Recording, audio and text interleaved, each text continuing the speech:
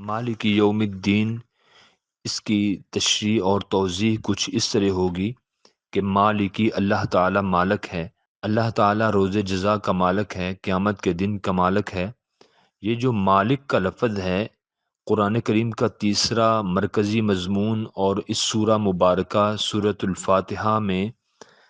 اللہ تعالیٰ کی چوتھی صفت جو بیان ہو رہی ہے وہ یہ ہے کہ اللہ تعالیٰ جزا و سزا کے دن کا مالک ہے۔ قیامت کے دن پر ایمان لانا اسلام کے بنیادی عقائد اور اس کی ابتدائی تعلیم میں شامل ہے۔ اللہ تعالیٰ کی ربوبیت یعنی اس کی نعمتوں اور بے پایہ رحمتوں کے تذکرے کے بعد مالک یوم الدین کا ذکر اس لیے کیا گیا کہ کہیں انسان اس کی رحمت و شفقت کو دیکھ کر اس غلط فہمی میں مبتلا نہ ہو جائے کہ مجھے میرے کیے دھرے پر کوئی پوچھا نہیں جائے گا۔ اور انسان کو ہمیشہ یاد رہنا چاہیے کہ اس فرمان میں یہ بھی بتایا گیا ہے کہ اے انسان، نہ صرف تجھے موت آنی ہے بلکہ موت کے بعد تو اٹھایا اور اللہ کے حضور پیش کیا جائے گا، پھر تجھے اپنی ایک ایک حرکت اور عمل کا پورا پورا حساب دینا، اور جزا یا سزا سے تیرا واسطہ پڑے گا۔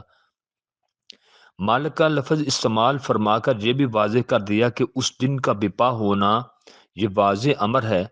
اس دن نیک و بد کو سزا دلوانے یا معاف کرنے کا پھر کسی کے پاس اختیار نہیں ہوگا۔ دنیا میں اکثر لوگ کہتے ہیں اے جگ مٹھا اگلا کس ڈٹھا، یہ تو بس منہ کی باتیں ہیں۔ بڑے بڑے سرکش اور نافرمان خمیدہ کمر اور سر جھکائے ہوئے رب کبریا کی عدالت میں ذلت و رسوائی کی حالت میں پیش کیے جائیں گے۔ قرآن کریم میں سورۃ الرحمن 27واں پارہ رب العالمین فرماتے ہیں